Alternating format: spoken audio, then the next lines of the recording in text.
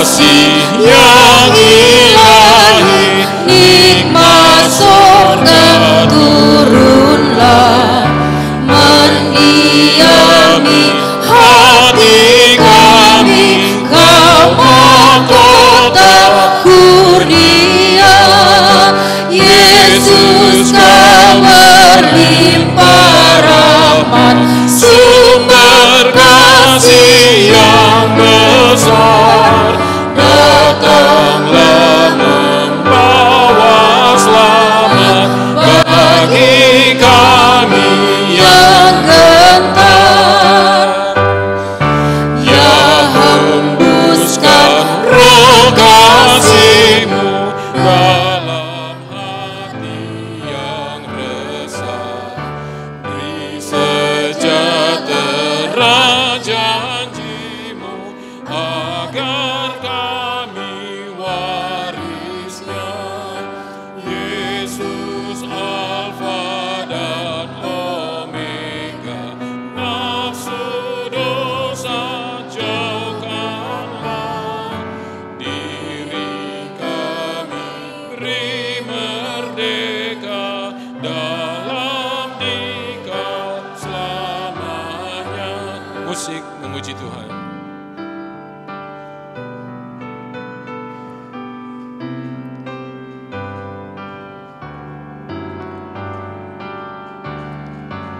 Penebus yang maha kuasa, berilah kami hidup-Mu. Datanglah senantiasa tinggal dalam umat-Mu, hingga beserta malaikat yang mengabdi dan jemaat. Kami turut memuliakan kasih-Mu selamanya.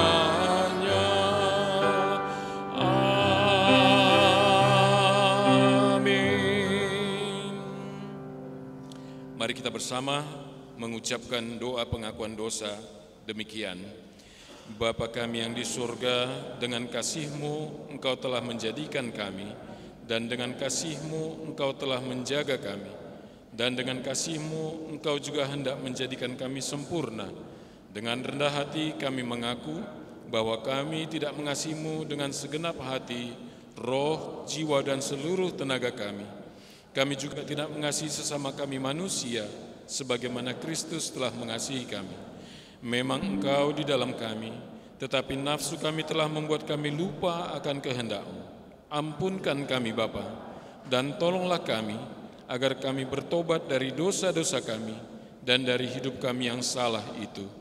Pimpinlah kami dengan roh-Mu, agar kami dapat berlaku seperti Engkau kehendaki, sehingga kami dapat masuk ke dalam kemuliaan yang sempurna daripada ciptaan-Mu, demi Yesus Kristus Tuhan kami. Amin. Janji dan pengampunan dari kitab 2 Tawarikh 7 ayat 14. Kami akan membacakan di dalam nama Tuhan kita Yesus. Dan umatku yang atasnya namaku disebut, merendahkan diri, berdoa dan mencari wajahku, lalu berbalik dari jalan-jalannya yang jahat, maka aku akan mendengar dari surga dan mengampuni dosa mereka, serta memulihkan negeri mereka. Jemaat kami undang untuk bangkit berdiri. Kita bersama-sama mengucapkan doa yang diajarkan oleh Tuhan Yesus kepada kita, doa Bapa kami. Bapa kami yang di surga, dikuduskanlah namamu, datanglah kerajaan-Mu, jadilah kehendak-Mu di bumi seperti di surga. Berikanlah kami pada hari ini makanan kami yang secukupnya, dan ampunilah kami akan kesalahan kami, seperti kami juga mengampuni orang yang bersalah kepada kami. Dan jangan membawa kami ke dalam pencobaan, tetapi lepaskanlah kami daripada yang jahat, karena Engkaulah yang punya kerajaan dan kuasa dan kemuliaan sampai selama-lamanya. Amin. Jemaat dipersilakan duduk kembali. Kita bersama memuji Tuhan melalui persembahan pujian yang dibawakan oleh anak-anak kita PRMI.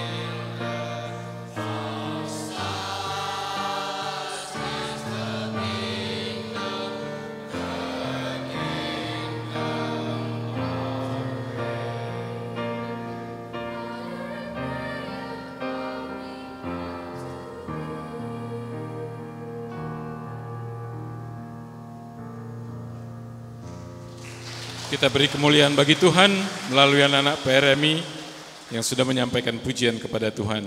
Kiranya Tuhan memberkati kalian di dalam kehidupan dan pelayanan kalian sehari-hari. Tuhan memberkati.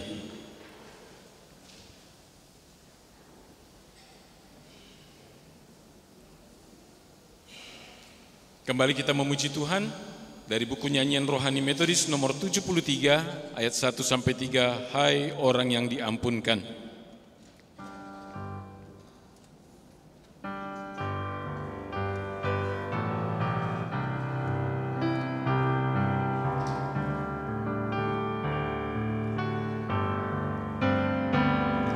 Hai orang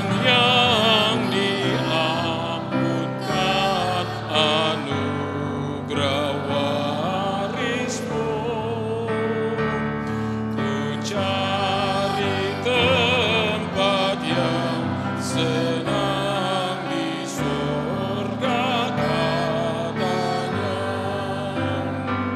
suatu negeri yang jauh yang dilihat iman, suatu negeri yang telah disiapkan bagiku.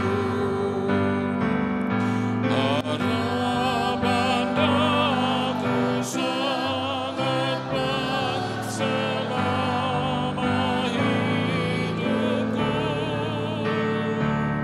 Ku rasa surga telah dekat dan rindu padamu.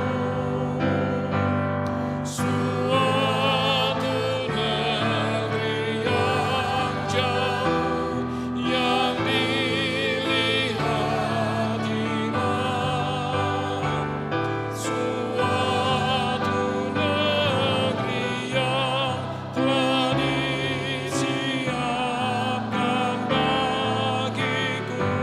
Musik puji Tuhan.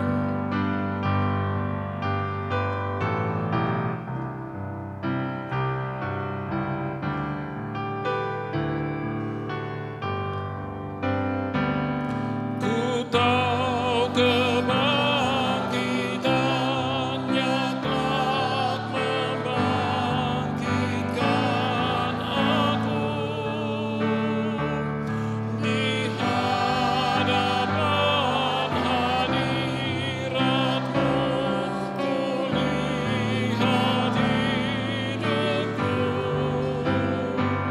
Suatu negeri yang jauh yang dilihat iman, suatu negeri yang telah disiapkan bagiku.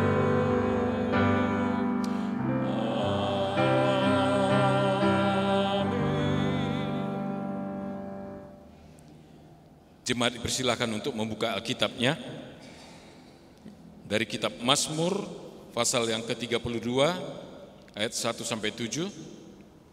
Mazmur 32 ayat 1 sampai 7.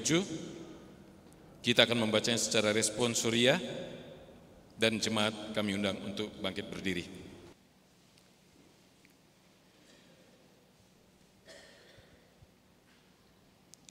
Dari Daud, nyanyian pengajaran, berbahagialah orang yang diampuni pelanggarannya, yang dosanya ditutupi.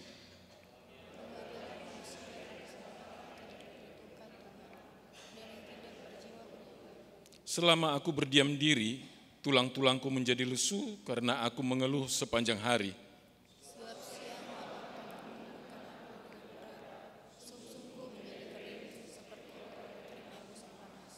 Dosaku kuberitahukan kepadamu, dan kesalahanku tidaklah kusembunyikan. Aku berkata, aku akan mengaku kepada Tuhan pelanggaran-pelanggaranku, dan Engkau mengampuni kesalahan karena dosaku.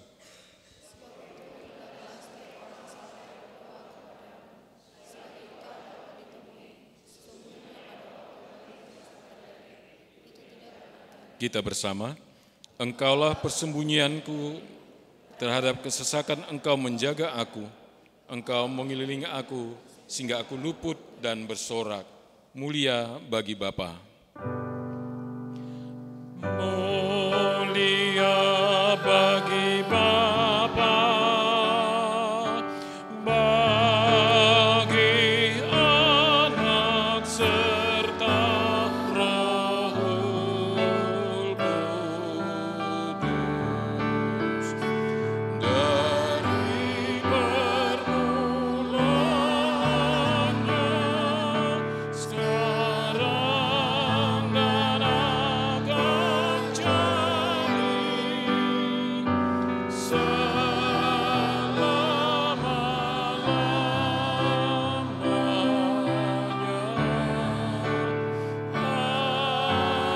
Amin.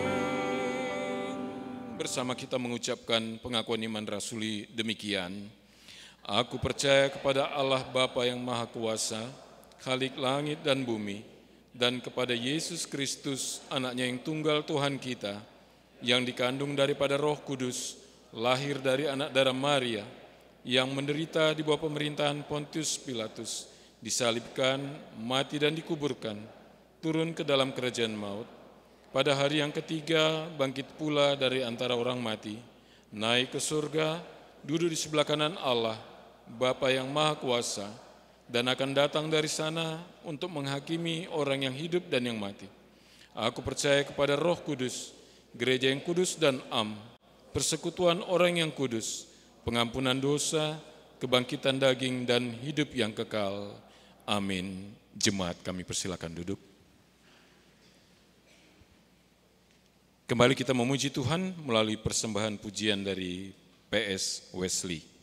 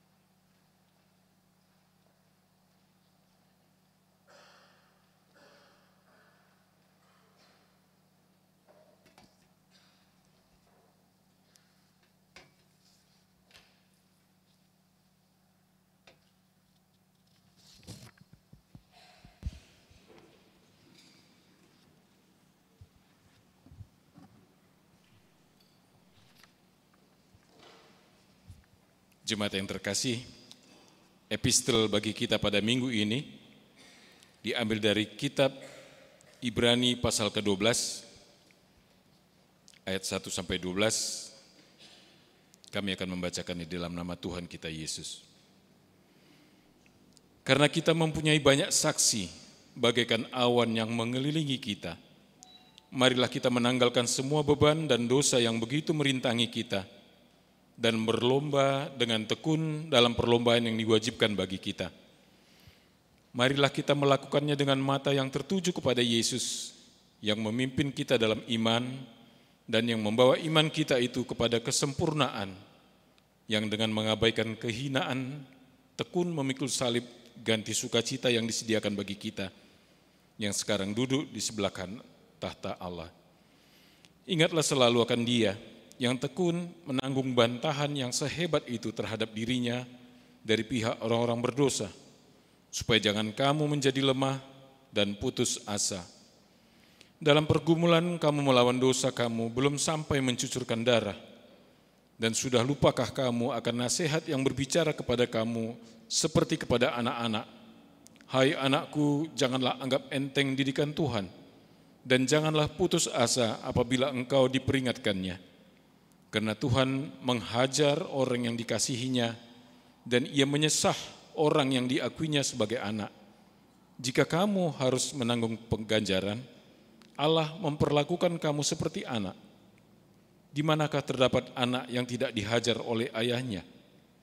Tetapi jikalau kamu bebas dari ganjaran yang harus diderita setiap orang, maka kamu bukanlah anak, tetapi anak-anak gampang.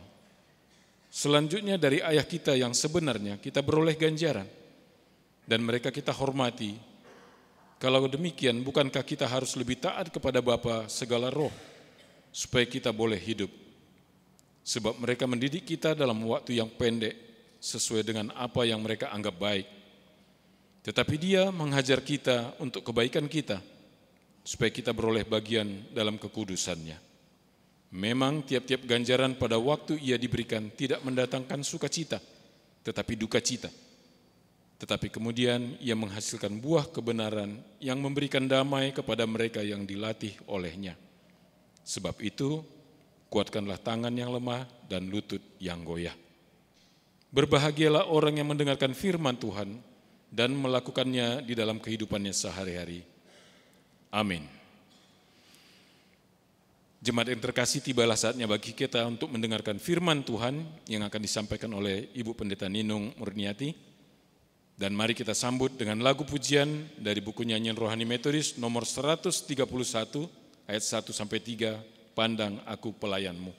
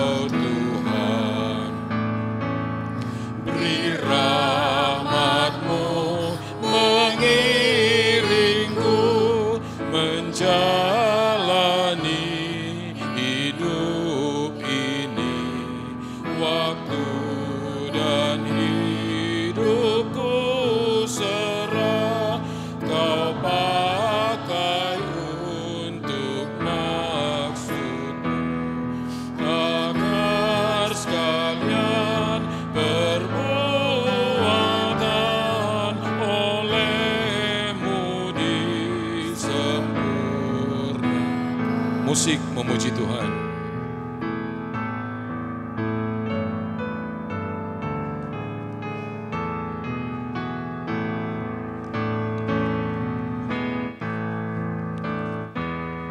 Ubah kanan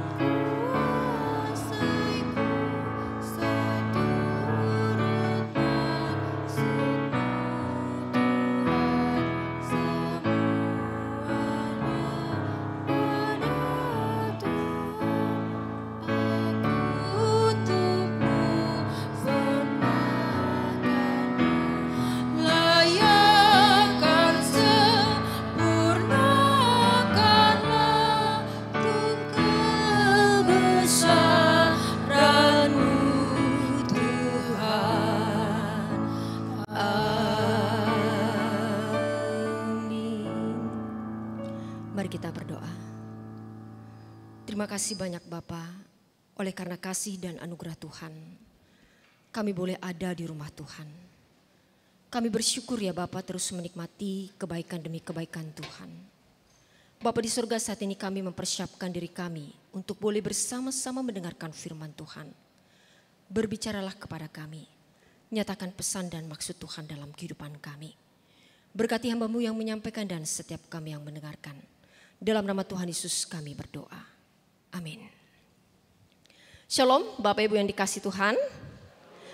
Mari kita akan bersama-sama membuka Alkitab kita dari kitab Injil Lukas pasal 15 ayat 1 sampai 7.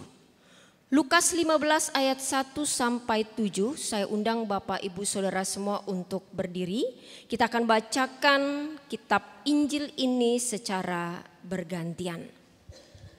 Lukas 15 ayat 1 sampai 7 dengan judul perikop perumpamaan tentang domba yang hilang. Para pemungut cukai dan orang-orang berdosa biasanya datang kepada Yesus untuk mendengarkan Dia.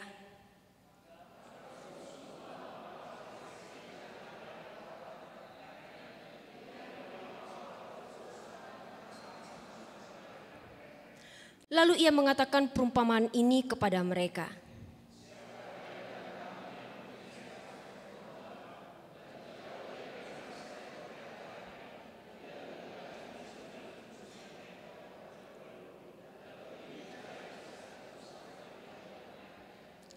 Dan kalau ia telah menemukannya, ia meletakkannya di atas bahunya dengan gembira.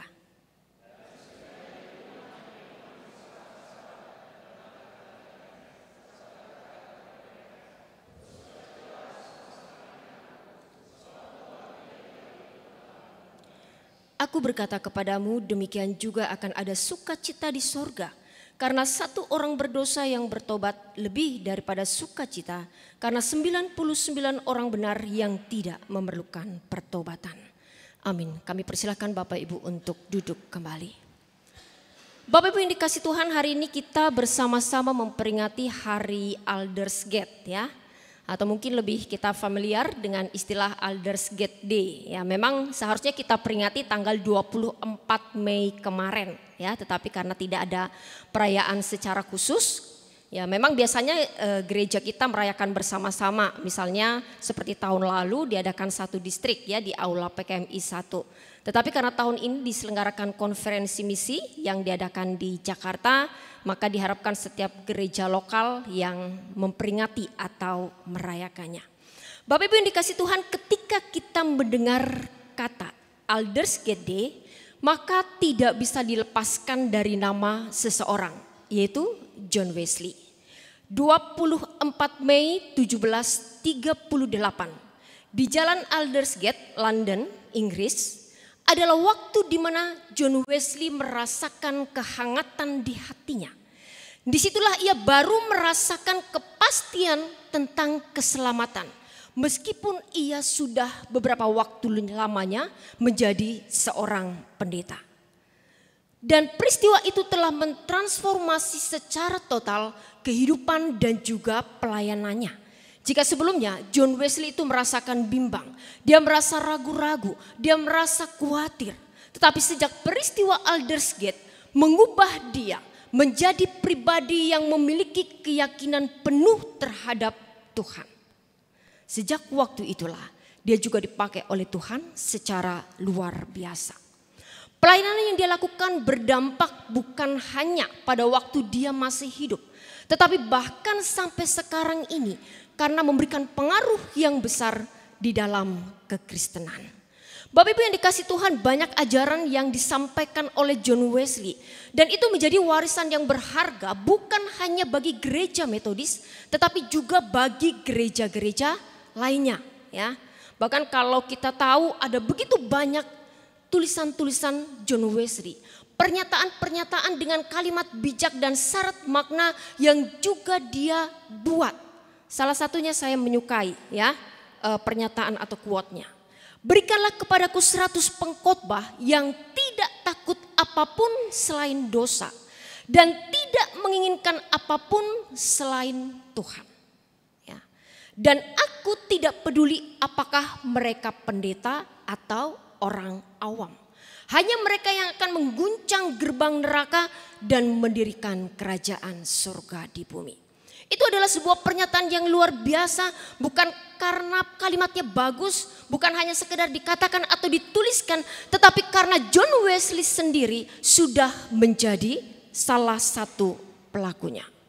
Bapak Ibu, selama hidupnya John Wesley adalah pengkhotbah yang selalu memberitakan firman Tuhan dimanapun dan kepada siapapun. Kalau pendeta lain pada zamannya itu terbatas hanya kepada orang-orang yang berada di dalam gereja. Tetapi John Wesley dia menyampaikan firman Tuhan di tempat-tempat terbuka. Seperti lapangan, ya, jalanan, pasar. Tempat-tempat di mana dia bisa berjumpa dengan banyak. Baginya the world is my parish. Dunia adalah ladang pelayananku. Dan John Wesley bisa dikatakan sebagai salah satu orang yang memberitakan Injil dengan penuh semangat. Dia berusaha menjangkau orang-orang yang terabaikan pada saat itu. Yang tersisihkan, orang yang diabaikan, orang yang dianggap tidak penting untuk dilayani kebutuhan rohaninya. Disitulah John Wesley menaburkan benih firman Tuhan kepada mereka. Bapak Ibu Saudara yang dikasih Tuhan, adakah semangat John Wesley ada pada diri kita sekarang sebagai orang-orang metodis? Atau justru sebaliknya kita sedang merasa lemah. Bahkan kita mungkin kehilangan semangat dalam menyampaikan perihal Kristus kepada yang lainnya. Kita mungkin berdalih zaman kita sekarang ini berbeda dengan zamannya John Wesley. Kalau dulu mungkin aman-aman saja, kalau sekarang jangan coba-coba ya. Atau kita mungkin akan mengatakan, toh orang Kristen itu dalam kondisi yang baik-baik saja. Tidak perlu melakukan sesuatu yang bisa mengubah kenyamanan dan rasa aman yang selama ini dirasakan. Bapak Ibu, saya mau memberikan sebuah ilustrasi ya. Misalnya kita memiliki sebutir telur ayam. Ya. Telur ayam ini 1 kilo itu sekitar 15 atau 16 ya. Jadi mungkin beratnya hanya sekitar 50 sampai 75 gram gitu ya. Diameter yang sangat kecil. Tapi tidak ada anak ayam yang tidak melalui proses dia berada di dalam cangkang itu. Dia akan hidup di dalam cangkang itu sebelum pada akhirnya dia menetas menjadi seekor anak ayam. Ya. Ketika dia bertumbuh, dia akan bertumbuh lebih besar. Tetapi kita bisa membayangkan ketika seekor anak ayam ini berada di dalam cangkang, itu sangat membatasi gerakannya. Dia tidak bisa mungkin menegakkan kepalanya, tidak bisa merentangkan sayapnya, meluruskan kakinya, bahkan itu menjadi satu kesulitan tersendiri. Dia tidak punya ruangan yang lebar untuk dia membebaskan dirinya.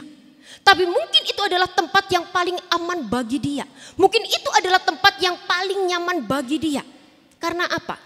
Ketika dia menetas menjadi seekor anak ayam, ada bahaya yang pasti akan mengintai. Ketika dia bisa menggerakkan seluruh tubuhnya lepas dari cangkang itu, mungkin akan ada seekor burung elang yang akan mengincar dia. Mungkin ada musang atau bahkan ular yang akan memakan dirinya. Bapak Ibu, seandainya kita menjadi anak ayam, ya, apa yang akan kita pilih? Apakah kita berada di dalam cangkang, tetapi kita merasa nyaman, merasa aman, atau kita mau berada di luar cangkang, tetapi kita bisa merasakan sebuah kebebasan, meskipun harus menghadapi bahaya. Bapak Ibu Saudara yang dikasihi oleh Tuhan, mungkin sebagian di antara kita, sebagian memilih berada di dalam cangkang. Tapi mungkin sebagian juga menginginkan kita berada di luar cangkang itu sendiri.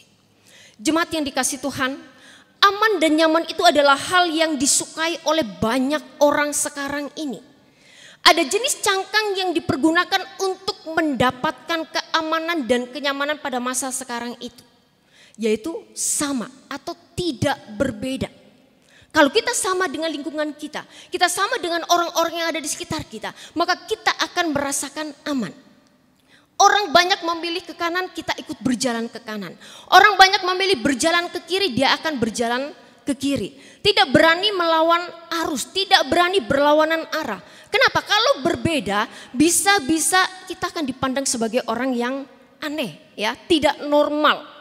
Dan kita kadang-kala tidak mau seperti itu. Kita tidak mau dikatakan sebagai orang yang berbeda. Kita maunya sama. Bapak Ibu, hal ini memang memberikan rasa aman dan nyaman ya. Kita tidak perlu menghadapi konflik perbedaan.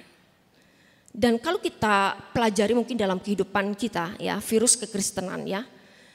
Virus aman ini sebenarnya juga ada melanda orang-orang percaya di dalam gereja. Mengapa? Karena banyak orang yang merasa aman, nyaman di dalam ruang lingkup gerejanya sendiri. Kita menjadikan gereja sebagai tempat yang memberikan rasa aman, rasa nyaman bagi kita. Cukup mungkin bagi kita untuk menghadiri ibadah seminggu sekali. Atau bagi yang rajin ikut dalam beberapa kegiatan kategorial dan bahkan mungkin bisa ambil bagian di dalam pelayanan. Kita merasa aman karena kita sudah menjalankan kewajiban agama kita. Dan kita yakin bahwa kita juga sudah menjadi bagian dari pesta perkawinan ya, yang diadakan oleh mempelai laki-laki, yaitu Tuhan sendiri. Kita merasa aman, merasa nyaman di dalam gereja di mana kita menjadi bagiannya. Terlalu aman sampai kita kadang lupa seharusnya kita memecahkan cangkang yang membelenggu diri kita untuk melihat dunia di luar tembok gereja. Bahwa di luar diri kita, di luar kumpulan kita, di luar gereja kita masih ada orang-orang yang harus kita perdengarkan tentang keselamatan. Bapak Ibu saudara yang dikasihi Tuhan, tema kita hari ini adalah cari yang hilang ya. Sebenarnya sesuatu yang berat ketika menyampaikan hal ini ya, apalagi pesan yang harus disampaikan Bapak Ibu. Mungkin ini juga kena kepada diri saya. Selama ini saya sudah menjadi pengikut Kristus, bahkan saya sudah menjadi seorang hamba Tuhan. Tapi apa yang sudah saya lakukan? Saya justru berpikir mungkin selama ini saya merasa aman nyaman di dalam keberadaan saya sebagai seorang hamba Tuhan. Ya cukuplah saya berkhotbah, cukuplah saya berkunjung, ya cukuplah saya ikut dalam setiap agenda ataupun kegiatan gereja. Ketika ini diperhadapkan kepada saya jadi takut bahwa sebenarnya saya sudah mengabaikan satu hal yang penting di dalam pelayanan. Menyampaikan kabar baik kepada orang-orang yang belum percaya atau kepada mereka yang terhilang. Tapi saya dikuatkan ya, salah satu perkataan John Wesley, dia katakan khotbahkanlah tentang iman ketika kamu kekurangan iman. Maka saya bercoba ya berkhotbah tentang bagaimana tentang penginjilan ketika saya mungkin merasa ini adalah bagian yang sangat kurang di dalam pelayanan saya.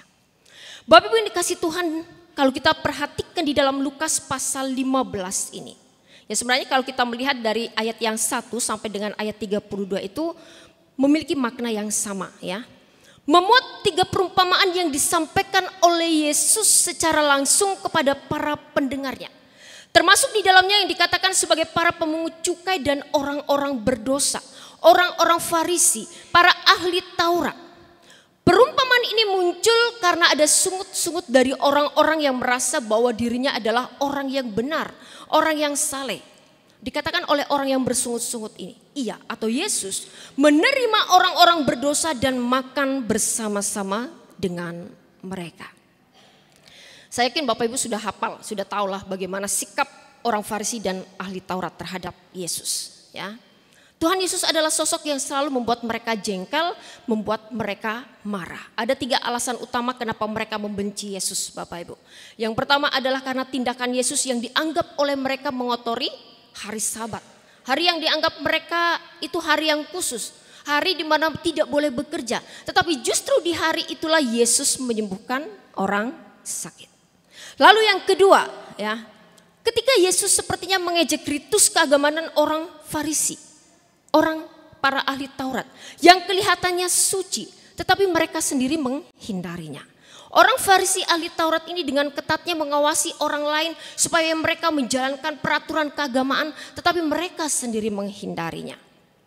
Maka Yesus sering mengatakan mereka sebagai orang-orang munafik. Lalu yang ketiga, karena Yesus bersahabat dengan orang-orang yang dianggap sebagai orang-orang berdosa, para pemungut cukai. Dan dalam pasal 15 inilah alasan yang membuat orang Farisi ahli Taurat itu bersungut-sungut. Mereka menjauhkan diri dari orang berdosa, tetapi Yesus justru mendekat kepada mereka. Bahkan ia mengundang orang-orang berdosa ini untuk makan bersama dengannya. Bapak Ibu Saudara yang dikasihi oleh Tuhan, makan bersama itu memiliki arti penting bagi orang-orang pada masa itu.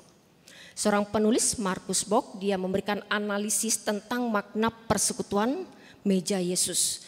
Bapak Ibu, dalam kebudayaan Palestina mengundang seseorang makan itu adalah lambang kehormatan. Sama seperti kita mungkin zaman sekarang ini. Kita mengundang orang untuk makan bersama sebagai bentuk kehormatan, penghargaan, ya. Dan bagi mereka bukan hanya kehormatan, tetapi adanya perdamaian, adanya kepercayaan, adanya keakraban, adanya pengampunan. Berbagi meja dengan orang lain berarti berbagi kehidupan, ya. Memecahkan roti bersama itu menghadirkan berkat Allah bagi orang yang ikut di dalam perjamuan. Sementara Yesus mau menunjukkan hal itu kepada orang-orang yang dia undang. Dia mau menunjukkan belas kasihnya kepada orang-orang yang dianggap sebagai orang berdosa, yang secara keagamaan mereka disisihkan, diasingkan, yakni para pemungut cukai. Jadi sebenarnya mau dilakukan oleh Yesus mau menunjukkan bahwa dia mengasihi semua orang, bahkan orang berdosa sekalipun, agar mereka mendapatkan keselamatan yang kekal dalam hidup mereka. Yesus menjangkau mereka yang terhilang, diasihkan, disisihkan. Maksud Yesus sudah jelas, mencari dan menemukan yang hilang. Itu sebabnya dalam perumpamaan kita pada hari ini Bapak Ibu, itu bercerita tentang sesuatu yang hilang. Ada 3 perumpamaan, tapi contohnya saja ya, saya ambil satu perikop saja ya. Ada 3 perumpamaan tentang sesuatu yang hilang. Yang pertama adalah domba yang hilang, lalu dirham yang hilang, dan yang ketiga adalah anak yang hilang. 3 perumpamaan ini memiliki jalan cerita yang hampir sama. Hilang, ditemukan, kemudian ada respon sukacita. Yang sangat menarik diperhatikan Bapak Ibu adalah semakin besarnya presentasi yang hilang. Dalam ayat 1-7 tentang domba yang hilang, hanya 1 yang hilang dari antara 100 ekor domba. Artinya 1:99. 1% hilang. Pada perumpamaan tentang dirham, ada 10 dirham, 1 yang hilang. 1:9 atau hanya naik sebenarnya dari 1% menjadi 10%. Lalu dalam perumpamaan yang ketiga dalam ayat 11-32 tentang anak yang hilang. Itu 1:1. Artinya apa? 50% terhilang. Bapak Ibu Saudara yang dikasihi Tuhan, dalam ayat 1-7 hanya 1 yang hilang. Masih ada 99 ekor lagi. 1 sebenarnya tidak begitu penting ketika kita memiliki 99. Tetapi gembala dalam cerita ini dikatakan pergi mencari domba yang sudah hilang. Lalu ketika ditemukan dia penuh dengan sukacita. Lalu ia mengundang teman tetangganya bersukacita bersama dengan dia. Ini adalah gambaran tentang hati Allah. Bagi kita Bapak Ibu mungkin 1 itu tidak penting ketika kita masih memiliki 99. Tetapi bagi Allah 1 itu sangat berharga. Semua orang tanpa terkecuali berharga di hadapan Tuhan. Lalu ayat 8-10 ini tentang seorang perempuan yang kehilangan 1 dirham dari 10 dirham yang dimilikinya. Bapak Ibu dalam versi lain disebutkan ini adalah silver coin, uang perak yang memiliki nilai sangat berharga bagi seorang perempuan. Jadi ini memiliki makna seperti cincin kawin pada masa sekarang ini ya. Karena itu akan dia kalungkan, ditaruh di atas kepalanya seperti sebuah mahkota. Itu dirham ya. Dan ketika 1 itu hilang maka dia akan mencarinya. Sama seperti kita kalau kehilangan atau cincin kawin kita tidak kelihatan, mungkin kita juga akan mencarinya.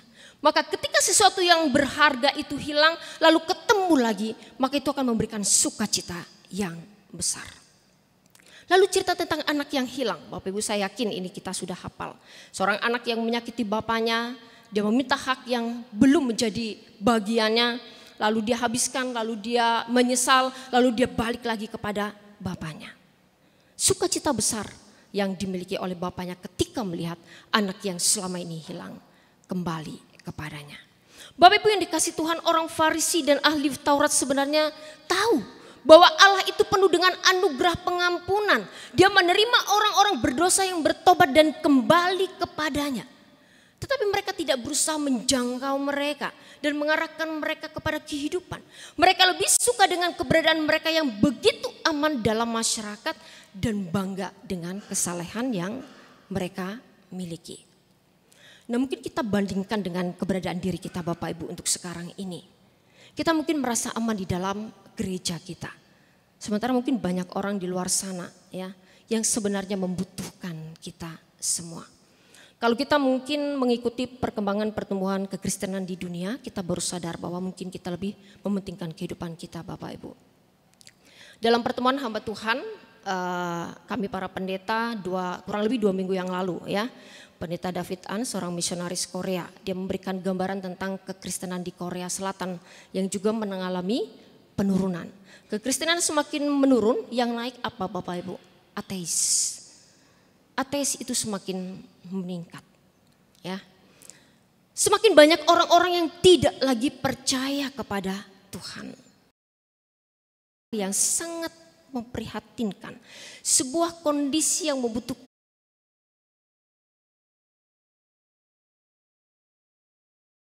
kecil yang mungkin bisa kita lakukan. Dengan cara apa? Misalnya kita perhatikan orang-orang yang ada di sekitar kita. Mungkin ada di antara mereka yang sudah sekian lama tidak hadir dalam gereja.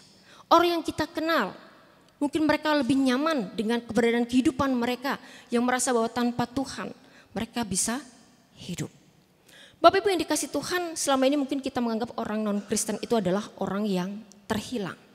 Tapi sebenarnya orang terhilang itu juga adalah orang Kristen yang tidak lagi bersekutu bersama dengan kita. Dan kita seharusnya menaruh belas kasihan Bapak Ibu, karena apa?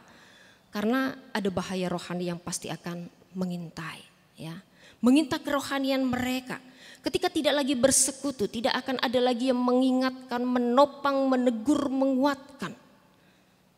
Maka bahaya terbesar adalah ketika iblis datang kepada mereka.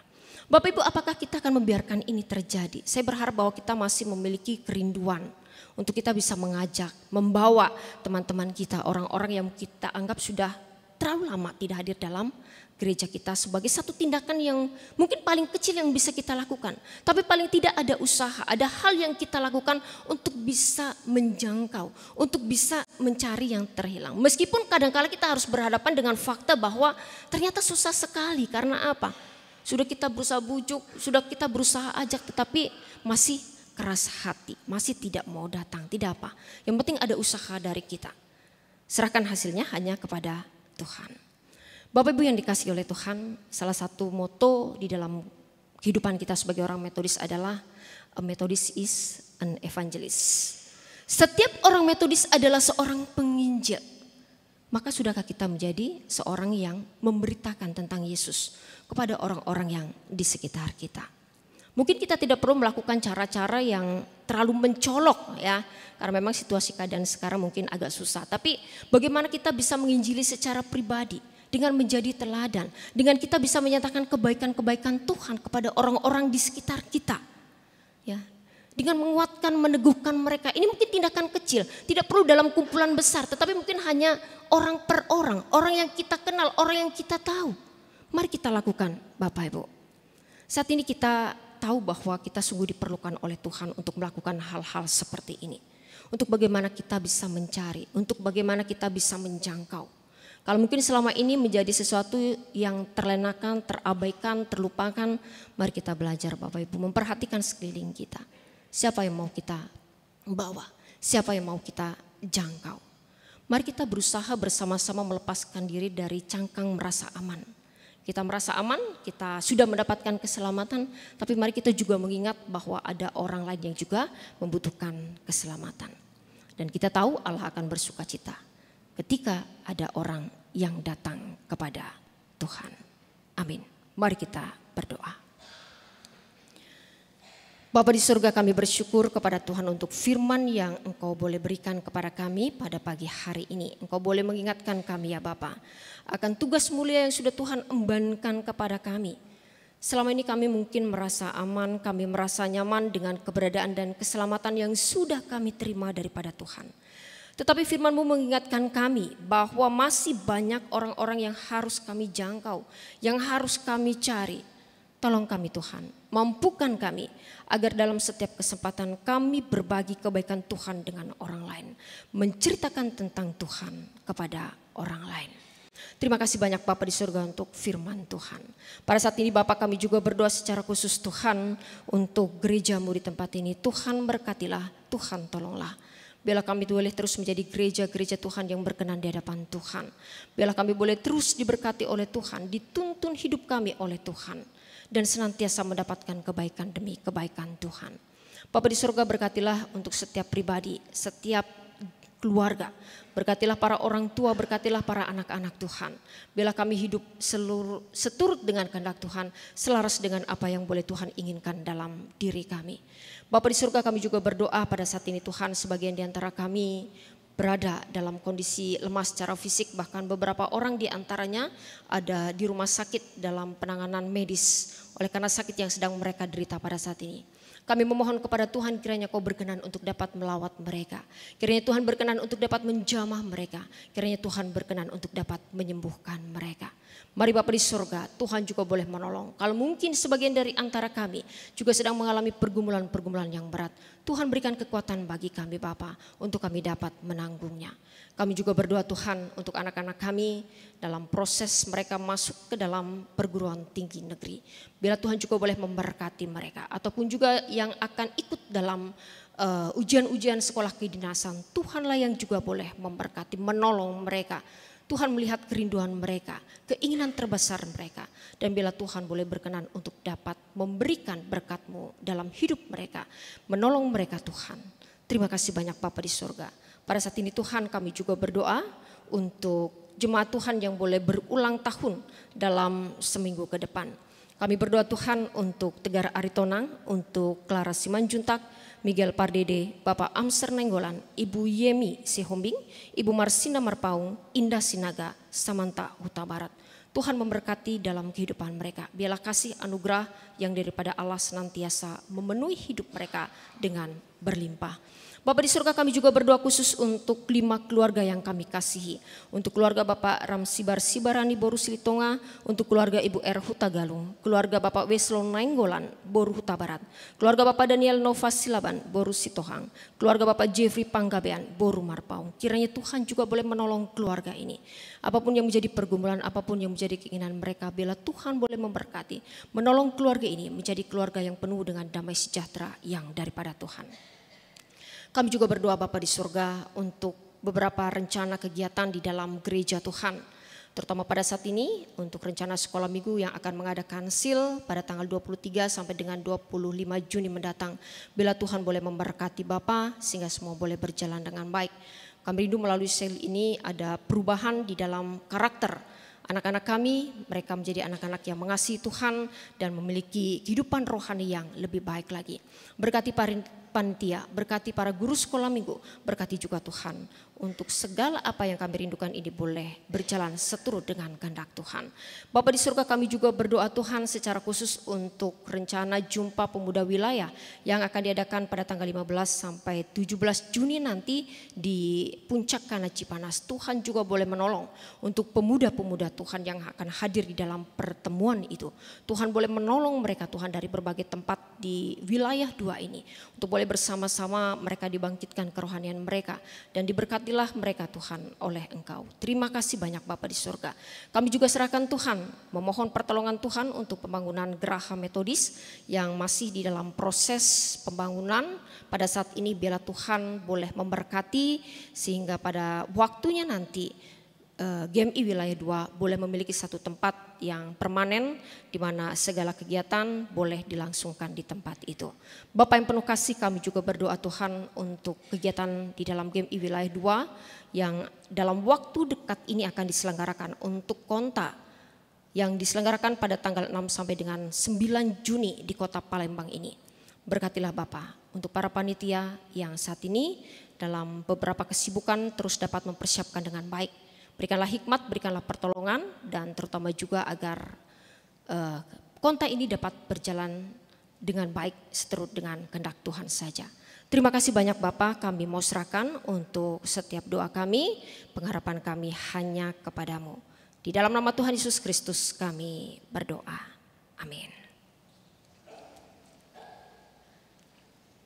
Bapak Ibu, kita akan masuk dalam apresiasi ultah pernikahan.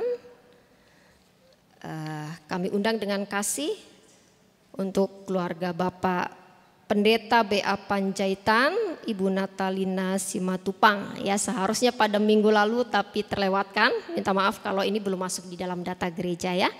Kemudian juga untuk keluarga Bapak Kaston Silitonga dan Ibu Rotua Napitupulu. Kami persilakan untuk ke depan Bapak dan Ibu. Untuk keluarga Bapak KN Napitupulu dan Ibu Marbiah Aritonang, jikalau hadir.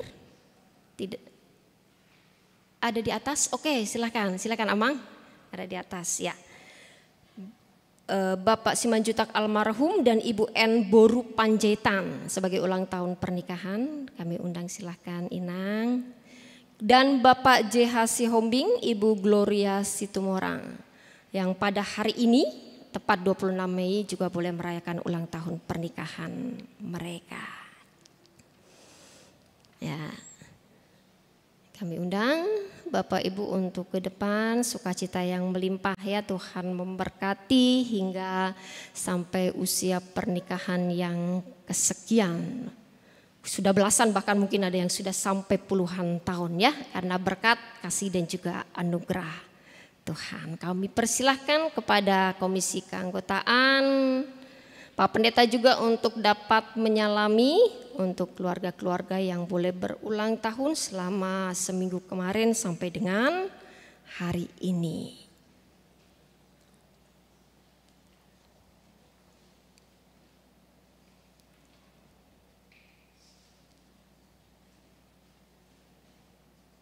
Selamat untuk keluarga yang berbahagia.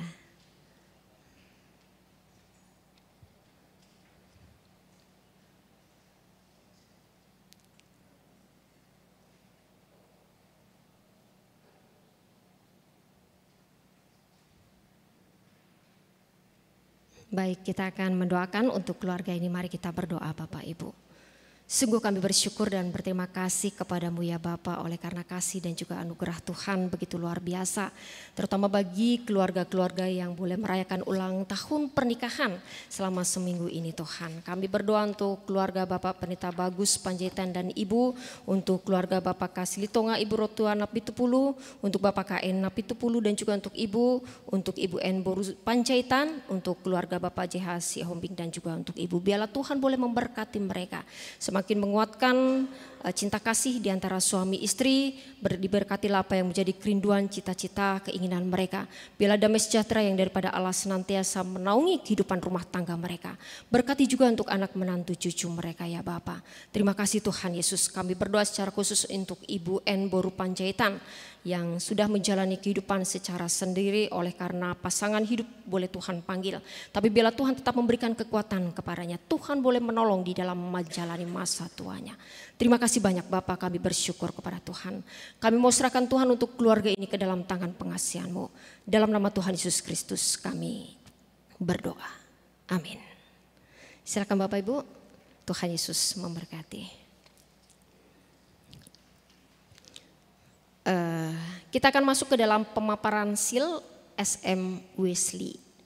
Karena mungkin ada yang harus disampaikan tentang seal ini supaya Bapak Ibu bisa mengerti kegiatan di dalam kegiatan sekolah minggu kita. Kami persilakan.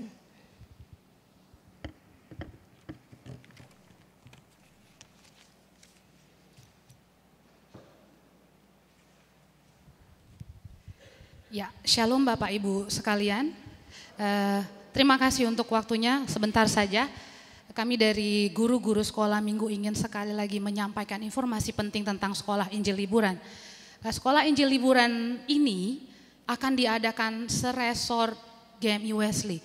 Jadi akan diadakan di Wisma Atlet pada tanggal 23 sampai 25 Juni 2024. Itu tepatnya hari Minggu, Senin, Selasa.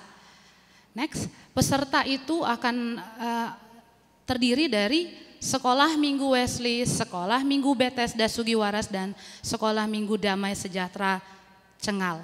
Ya, dan pesertanya itu tidak dari kelas balita atau kecil, tetapi dari kelas tengah, besar, dan PRMI. Kenapa? Karena kita berharap bahwa ini anak-anak yang sudah bisa mandiri, ya, bisa mandi sendiri, bisa bersiap sendiri untuk mengikuti setiap rangkaian acara yang akan diadakan di SIL mendatang. Kontribusi, kenapa kita pakai kontribusi Bapak Ibu Saudara? Karena kita akan mengadakannya di Wisma Atlet, ya.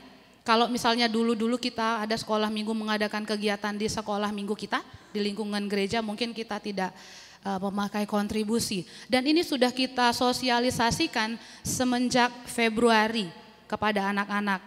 Kita berikan celengan supaya tidak berat, jadi bisa sedikit demi sedikit menabung, dan mereka juga belajar untuk boleh berusaha untuk sesuatu yang mereka inginkan. Ya, selanjutnya. Ini adalah rekapitulasi peserta sampai tanggal 25 kemarin. Sudah ada 65 anak sekolah minggu, ya. Bisa kita lihat di tabel dari tengah, besar, PRMI, dari Wesley, Bethesda, dan Damai Sejahtera beserta guru sekolah minggunya. Bapak Ibu Saudara, seperti yang diberitakan di Warta 2 kali di berita gereja kita, bahwa ini pendaftaran dibuka sampai tanggal 26 Mei. Kenapa ya? Seperti buru-buru atau seperti terlalu cepat? Tidak, Bapak Ibu, kita mau mempersiapkan ini dengan baik. Bagaimana kita akan membooking tempatnya, menyiapkan segala fasilitas anak-anak, ya, name tag-nya, dan kita akan mempersiapkan perlengkapan mereka secara di sana, mungkin bukunya, penanya. Selama 3 hari anak-anak kita akan belajar bersama, dibina, bersekutu bersama. Slide selanjutnya. Ini adalah beberapa garis besar kegiatan yang akan dilakukan. Ada persekutuan, anak-anak bersama-sama memuji Tuhan, belajar saat teduh. Ya, kita mau anak-anak kita nanti sepulang dari SIL itu mandiri, bisa bangun tidur atau di malam hari mereka baca Alkitab, berdoa sendiri. Lalu mereka bersama-sama memuji Tuhan, berdoa. Lalu di sana juga akan ada 3 garis besar yang akan diajarkan, yaitu tentang setia, tentang jujur, ya, dan adil, setia, jujur. Jadi mereka akan mengikuti sesi mendalami firman Tuhan dan diskusi lagi, ada sharing kamar, berbagi apa yang sudah didapat hari ini. Lalu yuk kita sama-sama saling mendukung, menguatkan, mensupport. Lalu ada juga kebersamaan, ada api unggunnya, ada mereka akan bersama-sama memilih jagoan-jagoannya Kristus, karena tema kita itu jagoan-jagoannya Kristus, ya. Bapak Ibu Saudara sekalian, ini adalah kegiatan pertama anak-anak melakukan rangkaian pembinaan, ya, seperti dibina bersama-sama di luar lingkungan gereja. Jadi besar harapan kami, Bapak Ibu, orang tua kami yang terkasih di sini mendorong anak-anak untuk ikut dan juga mensupport. Juga kami rindu bahwa Ibu Bapak boleh mempercayakan anak-anak kepada guru sekolah minggunya, ya, supaya mereka belajar mandiri selama 3 hari 2 malam ini. Mereka boleh mempersiapkan diri sendiri, mereka boleh bergegas sendiri, mengikuti acara itu dimulai dari 5 pagi. Jadi kita mau nanti anak-anak sekolah minggu kita bisa menjadi lebih baik. Ya, mungkin itu saja yang kami ingin paparkan. Kalau di berita dikatakan tanggal 26 Mei adalah hari terakhir, maka kami kemarin sudah memutuskan boleh diperpanjang. Mungkin ada beberapa info yang kurang sampai kepada orang tua kami di sini, bahwa sampai tanggal 2 Juni itu terakhir.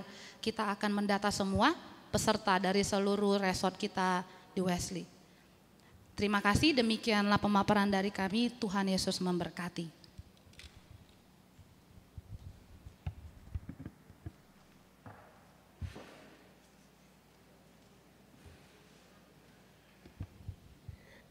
Oke, terima kasih banyak untuk Ibu Ketua Sekolah Minggu, ya.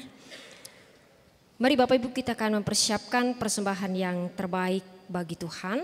Nas persembahan kita untuk hari ini.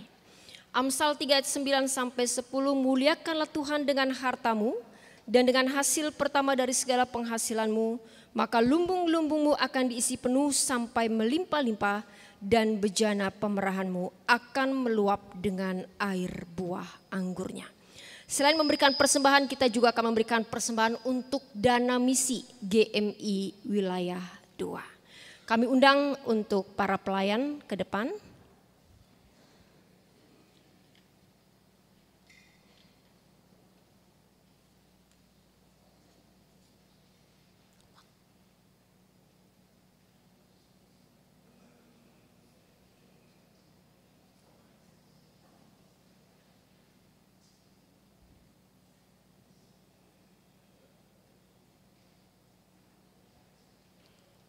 Ya, P3MI.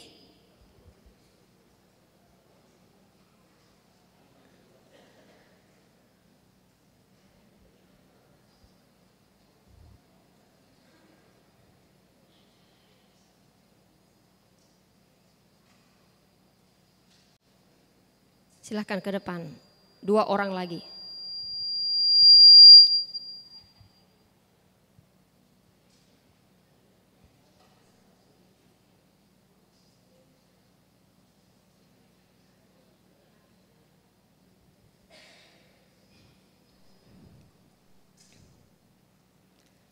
Mari kita akan memberikan persembahan kita dengan menyanyikan pujian Bangkitlah Kaum Tuhan.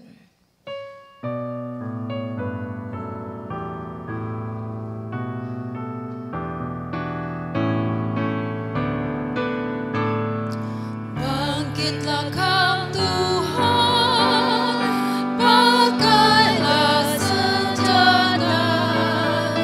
Tuhan memberi kekuatan di dalam anaknya.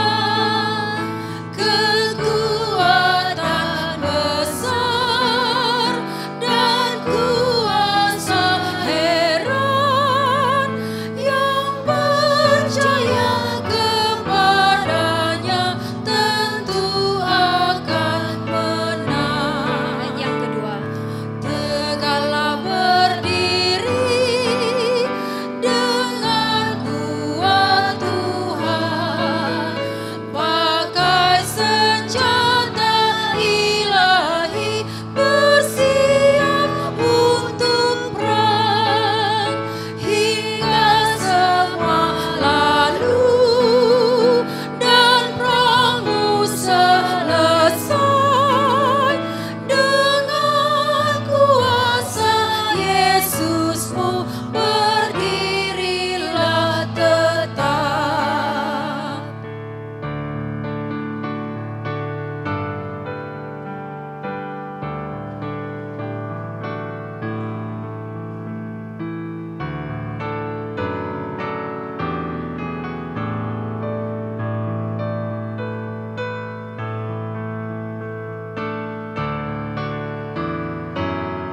kami undang jemaat untuk berdiri.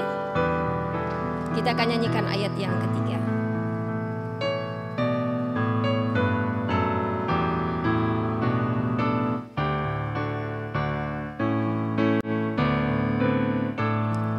Bergumul dan berperang, kuatmu tambahlah. Kalahkanlah kegelapan dengan doa tetap.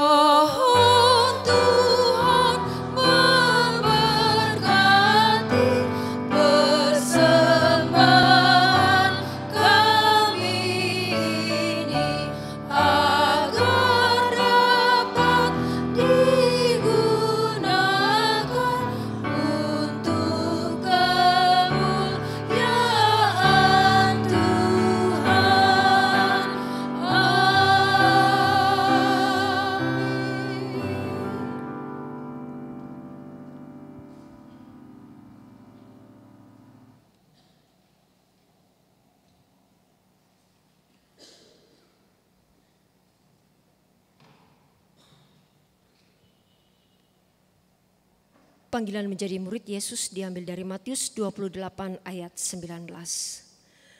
Karena itu pergilah, jadikanlah semua bangsa muridku, dan baptislah mereka dalam nama Bapa dan Anak dan Roh Kudus.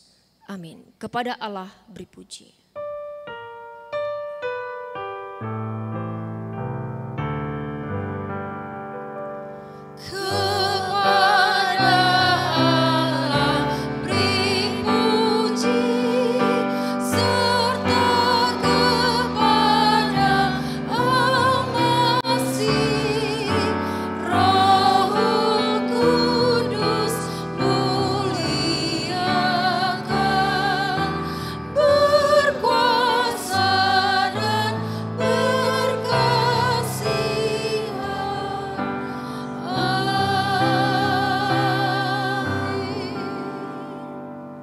Jemaat yang dikasihi Tuhan, arahkan hati dan pikiranmu kepada Tuhan, pulanglah dan terimalah berkat-Nya. Damai sejahtera dari Allah Bapa, kasih sayang Tuhan kita Yesus Kristus, persekutuan di dalam Roh Kudus kiranya memberkati, menyertai, memimpin kehidupan kita, mulai dari hari ini, besok, bahkan sampai selama-lamanya. Amin.